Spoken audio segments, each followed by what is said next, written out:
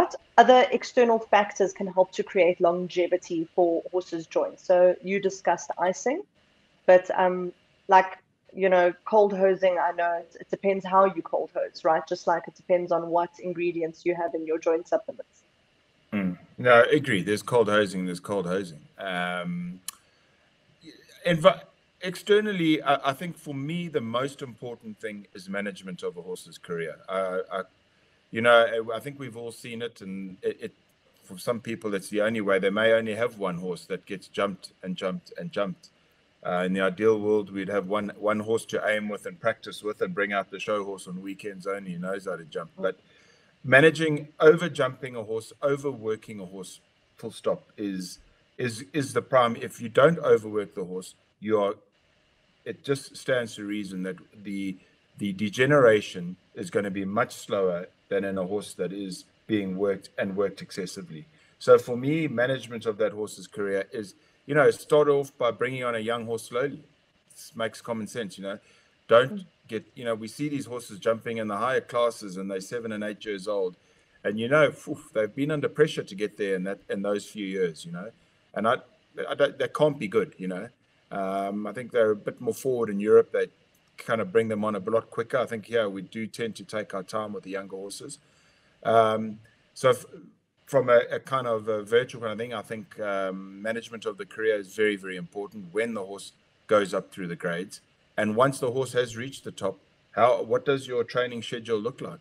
That once that horse is in the 140s and 50s, it doesn't need to learn how to jump anymore. You might just need a couple of jumps to bond and get to know each other and keep that relationship going. But he doesn't need to be point and aimed at the jump 3 times a week. That's just going to hurry things along. And then I think afterwards is important. I think the use of cold hosing, ice boots, cannot be overestimated. It is I was actually underestimated. Really interested to read, because of the fact that horses don't have so many muscles in the lower leg, if any. I mean, I stand to be corrected, that they can withstand. We feel terrible about them standing in ice for 15 minutes, but that's actually the optimum amount of time, which is why those equine spas. And Tracey, I know you stable at Manor d'Or, where they have the full-on ice spa, and that's why those have gained such popularity. With a price tag.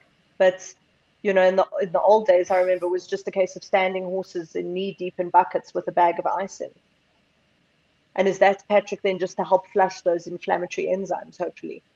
Yeah, it's just to reduce inflammation. It causes vasoconstriction and narrowing of the blood vessels. And we want to try and reduce the amount of inflammatory enzymes that come along with the swelling in those areas. But I think on that point is something we haven't touched on, which I'm very, very big on, and that is the use of oral anti-inflammatories, genuine, and the likes of meloxicam and Finidine and that.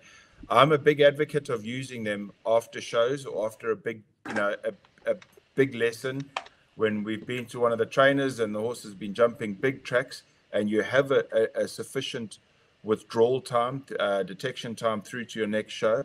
I'm a big advocate of using an anti-inflammatory after training, and definitely after a 2 or 3 day show, Sunday night, end of show. I encourage all my clients to give an anti-inflammatory, because the sooner you can stop that inflammatory cascade, the less damage is being caused over Sunday night, for want of a that's really interesting, Patrick. Standing in the stable. Is that a bit of a controversial approach to it? Because I know a lot of people are anti-inflammatories or the devil. I mean, as long as you say, you're not riding a sawhorse on an anti-inflammatory, which I know is not what you're saying. So the horse comes back from the show Sunday. I have lots of clients who I go and give anti-inflammatories to on a Sunday night. A horse that's been through a 3-day, 3 classes show, and then traveled all the way back up from Shongweni or something like that, that horse is going to be stiff and sore. And there are inflammatory mediators circling through that horse's body. And we want to stop that, and stop that fast. So yes, I'm not advocating treating and then jumping again on Monday. Those horses will normally have Monday and Tuesday off, and a bit of light work, maybe Wednesday or Thursday. By Thursday, that an anti-inflammatory is out the system, depending on which one you use. But yeah, I'm a big advocate in giving them an anti-inflammatory, letting them get back to normal, feeling good again sooner. Because I think standing around with inflammatory enzymes circulating caused by a long show, which is just quite natural. That's what happens in those long shows. I think we're standing around watching a slow train smash, personally.